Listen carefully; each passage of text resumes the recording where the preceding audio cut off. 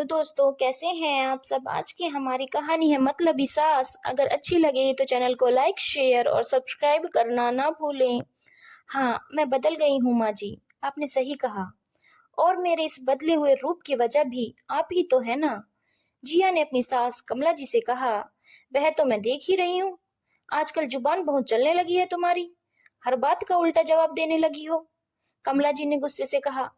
ये कहानी है कमला जी और उनकी बड़ी बहू, जो कि पिछले 5 साल से अपने पति रोहित के साथ जयपुर में अपने ससुराल से दूर रहती थी, क्योंकि रोहित की जयपुर में एक नामी कंपनी में अच्छे पोस्ट पर नौकरी लग गई थी।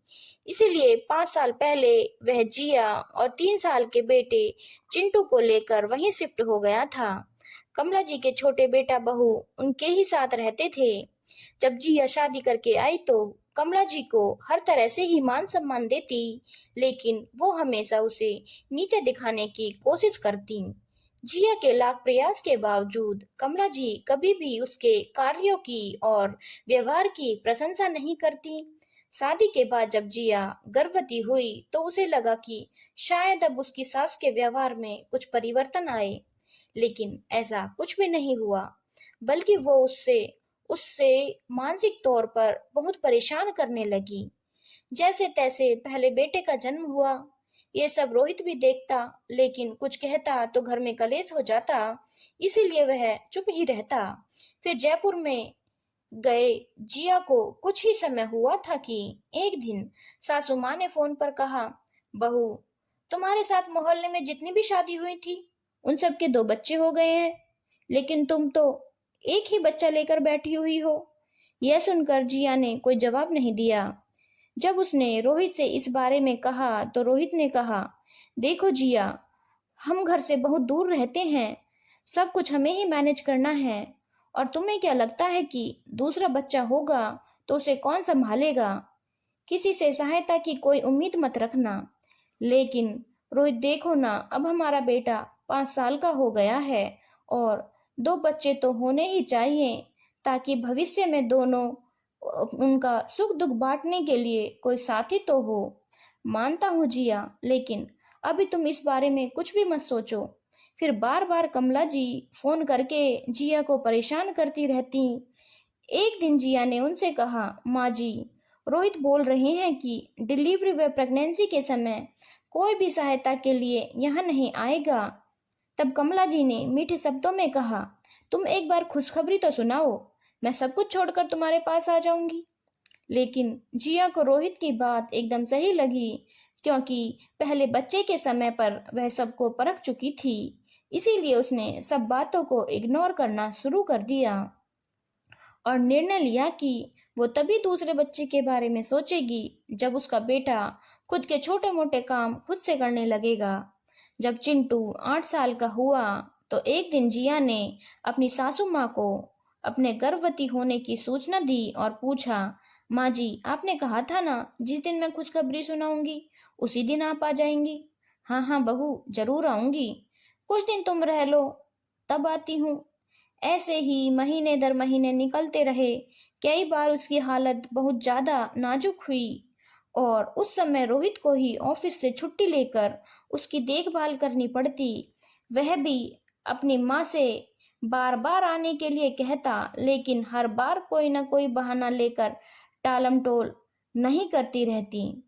एक बार रोहित को ऑफिस के काम से कुछ दिन के लिए बाहर जाना था, तो उसने फोन करके कहा, माँ, मुझे ऑफिस के टूर पर जाना है, तो क्या आप यहाँ पर आ सकती हैं, जिससे कि जिया और चिंटू की देखभाल हो जाए। हाँ बेटा, मैं आ तो जाती, लेकिन यहाँ से जयपुर थोड़ा दूर पड़ता है, पास में होता तो आ ही जाती। फिर यहाँ पर छोटी बहू और पोता है, उनको देखने वाला भी कोई तो नहीं है ना। इस पर रोहित को गुस्सा आ गया। माँ, वहाँ पापा और छोटा भाई है ना, अगर मुझे जाना नहीं होता तो मैं आपको परेशान नहीं करता। अपनी माँ से कोई जवाब न पाकर रोहित ने गुस्से में फोन रख दिया। जिया ने भी रोहित को दिलासा दिया कि मैं खुद को और चिंटू दोनों को संभाल लूंगी, और यहाँ आसपास के लोग काफी अच्छे हैं, कोई भी परेशानी होगी तो सब संभाल लेंगे, आप आराम से जाइए। लेकिन मन ही मन सोचने लगी कि जब ज़रूरत है तो कोई भी साथ देने को तैयार नहीं है। लेकिन उसने सोच लिया कि अब वह किसी के सहारे नहीं रहेगी। उसके पापा की तबीयत खराब रहती थी, वरना उसकी माँ ही आ जाती। खैर, जैसे तैसे 9 महीने निकले। डिलीवरी की डेट से एक दिन पहले ही उसके सास वहाँ पर आ गई। लेकिन जिया और रोहित की सब उम्मीदें टूट चुकी थी। जिया ने एक स्वस्थ बच्ची को जन्म दिया, लेकिन सासू माँ बच्ची को हाथ भी नहीं लगाती और पूरा दिन टीवी देखती रहती। रोहित ने ऑफिस से छुट्टी लेकर सब कुछ संभाला। उसे भी अपनी माँ पर बहुत गुस्सा आता, लेकिन कुछ कहता तो उसका असर भी नहीं होता। बच्चे के 20 दिन होते ही सास ससुर दोनों वापसी की तैयारी करने लगे। सास कमला जी ने जिया से बोली, बहू, इतनी खुशी की बात है कि तुमने एक बेटी को जन्म दिया है और रिवाज के हिसाब से जो तुम्हारी ननद और मेरा हक बनता है वह फटाफट से मंगा दो तो मैं जाने की टिकट करा लेती हूँ। यह सुनकर जिया को बहुत गुस्सा आया। उसने कहा, रिवाज के हिसाब से तो दादी और बुआ का कई चीज़ों का भी फर्ज बनता है। ये सुनकर सासू माँ का मुंह बन गया और भला बुरा कहने लगी। खैर, जिया को लेने देने से ज़्यादा अपनी बच्ची की होने की ज़्यादा खुशी थी, इसलिए सबने एक दे दिया। बेटी के 6 महीने के होने के बाद जिया पहली बार उसे अपने ससुराल ले गई। वहाँ बाहर की कोई महिला आती तो उनके सामने कमला जी कहती, यह तो मैं थी जो वहाँ पर चली गई। मैंने वहाँ जाकर जिया और पोती को संभाल लिया, वरना कौन उनकी देखभाल करता। कभी कहती कि मैंने अपनी पोती के होने पर उसे सोने की चैन और 10 जोड़ी कपड़े दिए हैं। जिया को उनका नेचर पहले से ही पता था, लेकिन न जाने क्यों अपनी बेटी के लिए उससे कुछ भी झूठ बर्दाश्त नहीं हुआ। दूसरों के सामने उसने अपने ऊपर जैसे तैसे संयम रखा। सबके जाते ही, क्यों इतना झूठ बोलती हैं माँ जी?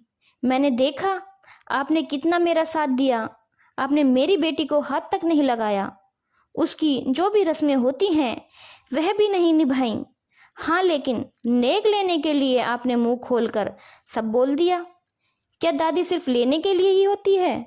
जब आपकी फर्ज निभाने की बारी आती है तो आप सचमुच वहां से निकल लेती हैं। कमला जी ने कहा, बहू, आज तक तुमने मुझसे ऊंची आवाज में बात नहीं की और आज किस तरह की फालतू बातें कर रही हो? आपने ही मुझे बोलने पर मजबूर किया है। तब आप मेरे पीछे पड़ी हुई थी कि बहू दूसरा बच्चा कर लो, जिस दिन तुम खुशखबरी सुनाओगी मैं तुम्हारे पास तभी आ जाऊंगी। पूरे 9 महीने मैंने जैसे तैसे निकाले, और तो और जब रोहित भी मजबूरीवश मेरे साथ नहीं थे तब भी आपने यह नहीं सोचा अगर मुझे कुछ भी परेशानी होगी तो अनजान शहर में मैं कैसे रहूंगी। आपकी हर जरूरत में मैंने आपका साथ दिया, लेकिन जब मुझे जरूरत थी तब आपने मेरे साथ क्यों नहीं दिया? कम से कम आई तो थी ना वहां पर तुम्हारी बेटी के होने पर। सासू माँ ने 2 टूक जवाब दिया।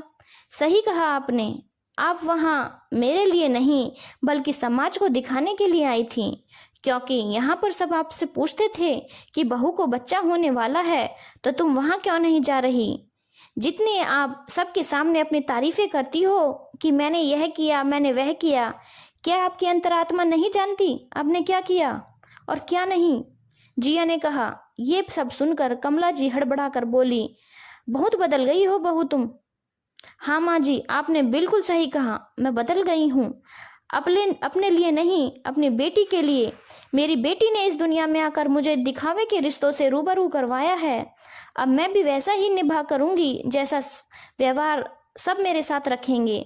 और यह कहकर जिया वापसी की तैयारी करने लगी। प्रिय दोस्तों, परिवार का मतलब यही होता है कि हर सुख दुख में एक दूसरे के साथ खड़े रहें। लेकिन जहाँ लोग सिर्फ मतलब के लिए ही या लेने के लिए ही दूसरों के पास जाते हैं तो उन्हें आप क्या कहेंगे? क्यों कुछ लोग सिर्फ हक जताना जानते हैं? जो लोग हक मांगते हैं, क्या उन्हें फर्ज नहीं निभाना चाहिए? आपकी इस बारे में क्या राय है? कृपया कमेंट बॉक्स में ज़रूर बताएं और चैनल को लाइक, शेयर और सब्सक्राइब करना ना भूलें।